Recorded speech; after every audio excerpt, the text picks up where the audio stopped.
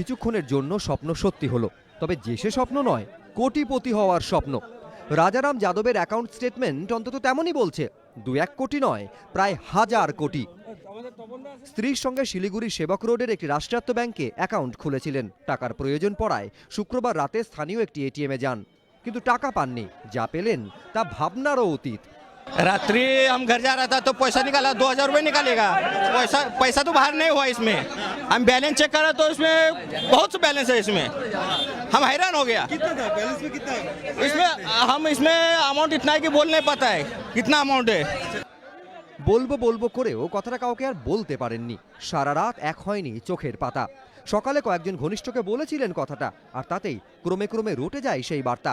জানাজানি হয়ে যায় রাজারামের কোটিপতি হওয়ার কথা। তাকে দেখতে ভিড় জমান বহু মানুষ। সামান্য শ্যাকরা থেকে তখন সেলিব্রিটি। পরিস্থিতি সামলাতে ছুটে যায় পুলিশ, কিন্তু কোথা থেকে এলো এত টাকা? কম্পিউটারে বিশেষ বিশেষ জায়গায় কাজ চলছে, যেমন ব্যাংক অফ ইন্ডিয়াতেও হেড অফিসে কিছু কাজ চলছে। আমার মনে হয় কম্পিউটারের টেকনিক্যাল গ্রাউন্ডেই এটা ঘটনাটা ঘটেছে।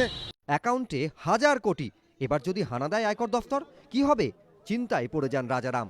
শেষে পরিচিতদের পরামর্শ শুনে ভয়ে ভয়ে ফের যান এটিএমে।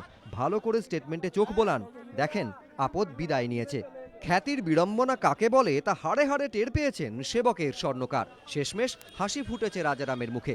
সনত ঝা, এবিপি আনন্দ, শিলিগুড়ি।